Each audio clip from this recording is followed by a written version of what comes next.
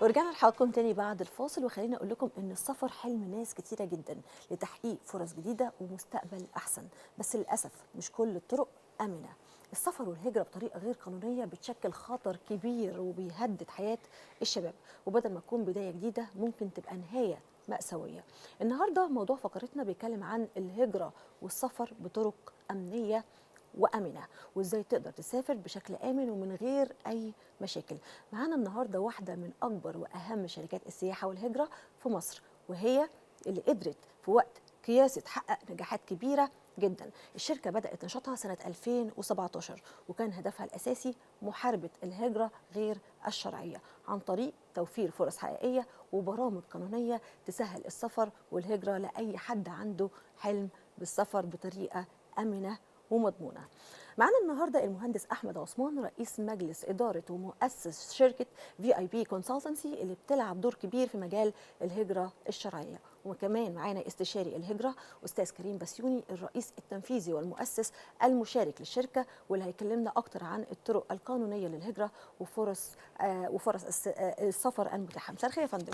مساء النور يا فندم، اهلا نورتني. وسهلا. اهلا استاذ وسهلا. كريم. اهلا وسهلا استاذ احمد مهندس عثمان، احمد. كلموني كده بقى في البدايه، الفكره ذات نفسها جات لكم ازاي؟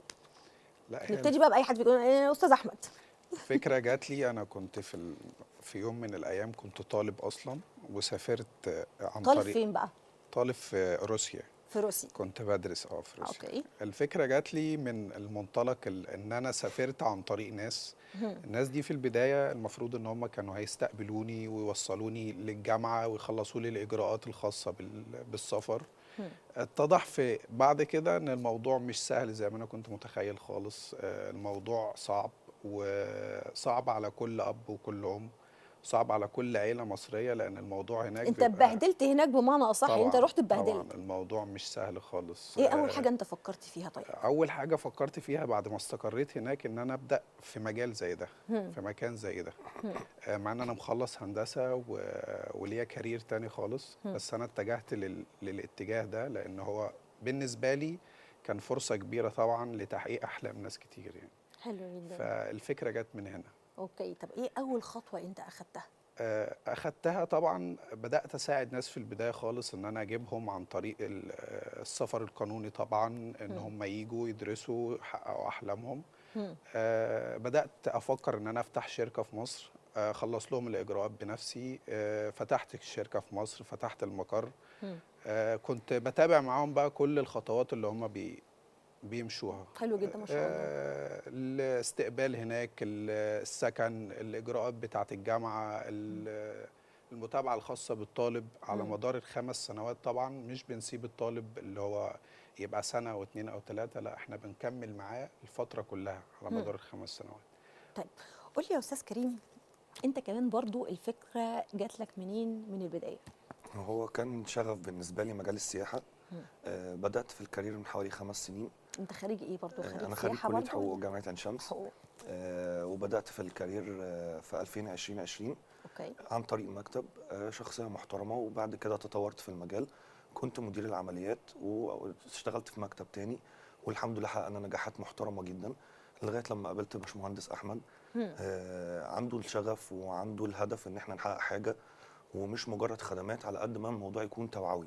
يعني انت بتقدم خدمه للسوق، والخدمه يعني زي ما نقول مباعه، بس في نفس الوقت احنا شغالين على المجال التوعوي، اللي هو مش كل الخدمات تكون مباعه، لا ازاي اقدر اوفر الخدمه للناس حتى لو عن طريق الاستشاره، حتى لو عن طريق فيديو، حتى لو اطلع على لقاء او اطلع في برنامج اوضح ايه الاليات اللي ممكن اساعد بيها الناس بطرق قانونيه وبسيطه، مش شرط تكون مدفوعه الاجر.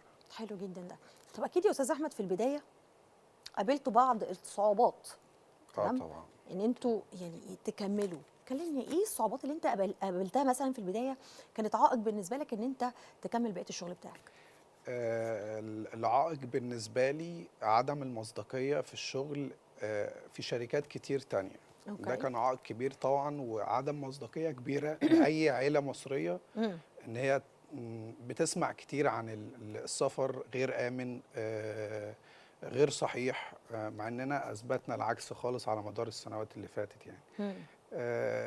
العقبة الوحيدة اللي شفتها في حياتي ان في ناس كتير هناك بتسافر مستحيل يحققوا حلمهم بالطريقة اللي بيشوفوها.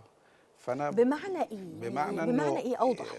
بيسافر ما يلاقيش حد يستقبله، ممكن يقعد في المطار يومين 3 4 5 لحد ما يلاقي حد تقصد اصلا ان يسأله ايه؟ في ان في شركات هنا كتير بتبيع الهوا، اللي هو روح طبعا انت واحنا معاك هناك، طبعا ويروح يلاقي نفسه في طبعا الاخر طبعا، ودي لوحده. مشكله كبيره جدا. انا من نفسي انطلاقه الشركه بهذا السبب يعني. مم. فانا لما فكرت ان انا اكمل في المجال كملت عشان مساعده الناس دي، مش هدف ربحي خالص، ولكن هدف المساعده وان انا افضل دايما على النمط الوحيد للشركه، وهو المصداقيه والثقه. لان انت كمان يعني كنت في يوم من الايام جربت نفس المعاناه نفس المعاناه. والتعب النفسي اللي انت طبعا عشته، فانت طبعا. مش عايز حد تاني غيرك والهيدك اللي يتعرض له. بيبقى على الاهل بيبقى كبير جدا طبعا. طبيعي، لان هو خلاص ابنهم في عالم تاني وفي حته تانيه، هم مش عارفين لا بيعمل ايه ولا بياكل ايه ولا بيشرب ايه فعلا. وبيبقى في الاول وفي الاخر هو طفل. انت طبعا بتتكلم في طفل لسه في اولى جامعه مثلا، صح كده؟ طبعا. اوكي، فهو مش مسؤول كامل والمنطلق عن اللي احنا نفسه. خدناه بعد كده، مفيش دولة بشتغل فيها غير لما يبقى في مسؤول قانوني رسمي للشركة في الاستقبال، في التسكين، في المتابعة على المدار الخطوات كلها في الدولة اللي هو مسافر ليها، الوجهة اللي هو محددها يعني. طيب قول لي يا استاذ كريم، احنا بنتكلم النهارده عن الهجره الشرعيه، الهجره الغير شرعيه، تمام؟ كلمني الشركه بتاعت حضرتك بتساعد ازاي ان هي تحارب الموضوع دوت؟ زي ما قلت لحضرتك احنا بنشتغل على مبدأ التوعية. ان انا بيجي لي العميل بيبقى مش عارف هو عايز ايه، او مش عارف ايه البرامج اللي ممكن تكون متاحة ليه. اوكي. هو مثلا بيكون شاف فيديو، شاف مكتب، شاف اي حاجة بتعمل تسهيلات. هو بيقتنع ان التسهيل او ان البرنامج ده مناسب ليه. فاحنا بدورنا في VIP لما بيجي يقعد معانا ببتدي ارشح له الافضل استشاري موجود عندي في المجال بتاعه، وابتدي يشرح له او يوضح له اكتر من برنامج مناسب ليه. مثلا عندنا في برامج الهجرة الشرعية عندنا مثلا 3 دول، دولة زي كندا، استراليا، نيوزيلندا، دول من اكتر الدول اللي بنشتغل عليهم للهجرة. بس العميل محتاج حد يساعده في الطريق، بمعنى محتاج حد يعرفه عدد نقطه، محتاج يعرفه ايه الاليات اللي ممكن يشتغل عليها يسهل بيها التقديم بتاعه، الترجمه، عمل الاعترافات والمعادلات بتاعته، انك توفر له ازاي انستراكتور خاص باللغه. كل ده بيفرق مع العميل جدا، غير لما انا اسيب العميل مش عارف حاجه. انتوا بتوفروا له انستراكتور، مدرس هناك هو اللي مدرس خاص هنا في بيسهل له مصر. هناك اللي هو يتعامل مع الناس باللغه بتاعتهم، صح كده؟ مظبوط، بحيث ان انت الهجره ليها متطلبات، من ضمن متطلباتها شرط اللغه، فلازم يحقق نقط معينه من اللغه. احنا بدورنا في VIP بنوفر له اكاديميه خاصه باللغات توصله للمستوى المطلوب للغه، ومعانا برايفت انستراكتور على اعلى مستوى برضو، دول بيعملوا زي سبورت للعميل بره الاكاديميه كمان، بحيث ان انا اضمن ان هو يوصل اعلى مستوى للغه، لان ده شرط اساسي من شروط الهجره. زائد اعترافات الكليه يعني بتاعته. انتوا هناك بتدوا له كورسز لا، مثلا هو عشان وبتأهلوه؟ يهاجر من مصر لازم من شرط شروط الهجره انه يكون معاه شرط اللغه. Already. شهادات زي الايلتس، زي الBTE، حاجات زي كده لازم بيبقى ليها انستراكتور وليها نظام امتحانات معتمده في مصر ومعتمده في الهجره الكنديه او الهجره الاستراليه. حلو. فهو ده اللي انا ببتدي اوفره للعميل، بدل ما اقول للعميل مثلا انت مطلوب منك معادله او اعتراف عن طريق جهه معينه، انا بدوري انا اللي بخلص له الاجراءات دي عن طريق طبعا ناس يعني في اداره العمليات متخصصين في الهجره. عندي برضو تيم كامل متخصص في السياحه، ان العميل ساعات بيجي لي فاكر انه مؤهل للهجره، فببتدي اغير له البروجرام خالص، ابتدي اعرفه لا انت مؤهل للسياحه، مؤهل لتاشيره مثلا زي البحث عن عمل. دول زي المانيا، السويد، البرتغال، النمسا، دول من اكتر الدول الاتحاد الاوروبي حاليا والشنجن اللي بتوفر التاشيره اسمها البحث عن عمل. في بعض العملاء او بعض الناس ما تعرفش ان التاشيره دي متاحه اصلا، وبعض الناس عندها اختلاط انها تاشيره عمل، لا احنا بنوضحهم ان دي تاشيره قانونيه تقدر تبحث فيها عن العمل.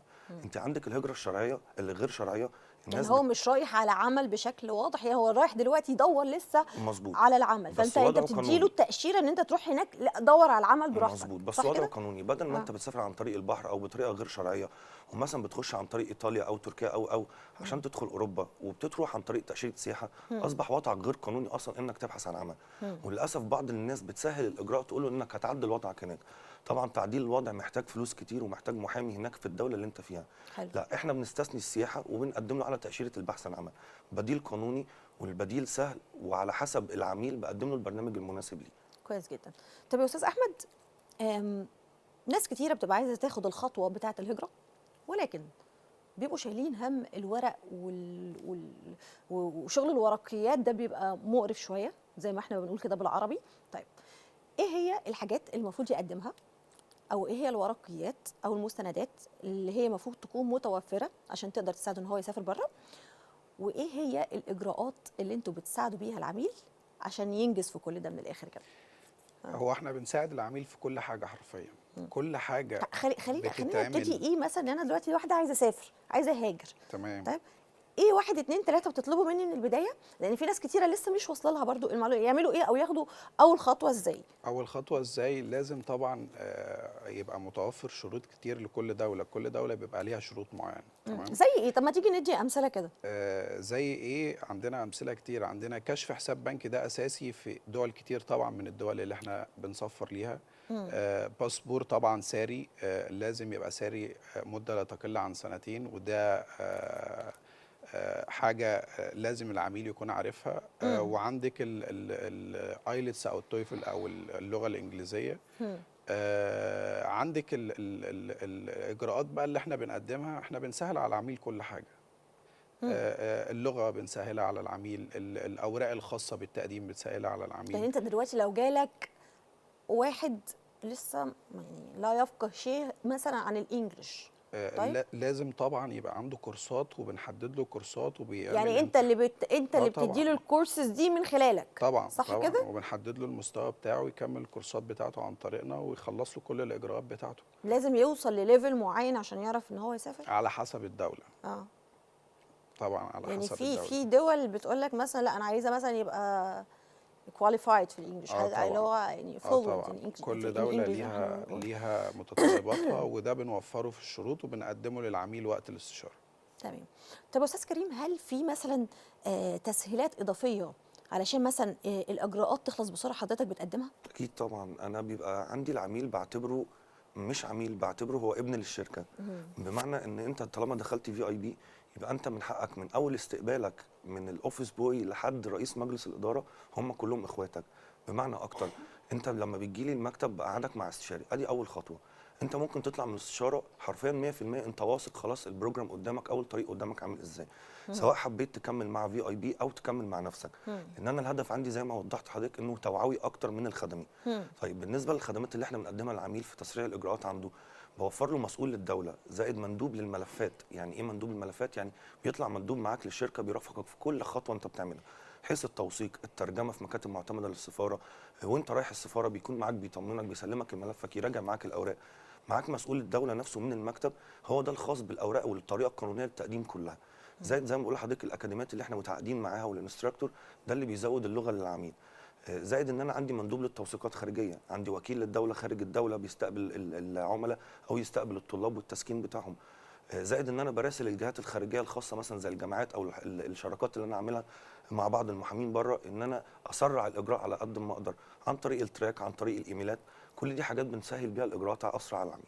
طب اي حد مثلا معرض من الطلاب ان هو مثلا مش من الطلاب، اي حد مثلا انتم مسافر من خلالكم يعني من خلال الهجره، معرض ان هو يتعرض لمشاكل هناك، اكيد. وممكن مشاكل توصل لإسام مثلا، تمام؟ بتتعاملوا زي مثلا في الحته دي؟